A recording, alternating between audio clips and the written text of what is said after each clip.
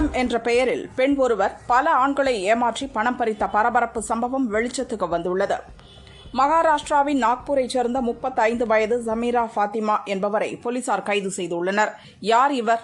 ஆண்களை எப்படியெல்லாம் ஏமாற்றினார் என்பது பற்றி போலீசார் கூறியிருப்பதை பார்க்கலாம்.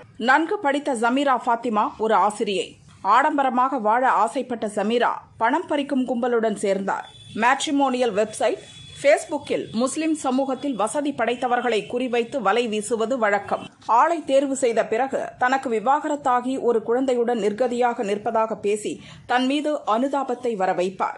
தொடர்ந்து ஆசையாக பேசி விரைவாக திருமணம் செய்யும் சமீரா அதன் பிறகு கணவர்களுக்கு டார்ச்சர் கொடுத்து தகராறு செய்வார். அதை செல்போனில் பதிவு செய்து கேஸ் கொடுத்து விடுவதாக மிரட்டி லட்சக்கணக்கில் பணம் பறித்துள்ளார்.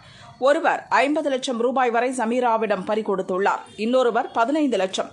இப்படி இதுவரை 8 பேரை திருமணம் செய்து பணம் பறித்து ஏமாற்றி இருக்கிறார் சமீரா. அதில் வங்கி அதிகாரியும் ஒருவர். இது பற்றிய புகாரின் பேரில் விசாரணை நடத்தி வந்த போலீசார் 9வதாக ஒருவரை திருமணம் செய்ய பேசி வந்த சமீராவை நாக்பூரில் ஒரு டீ கடையில் வைத்து கைது செய்தனர். தொடர்ந்து அவரிடம் விசாரணை நடத்தி வருகின்றனர்.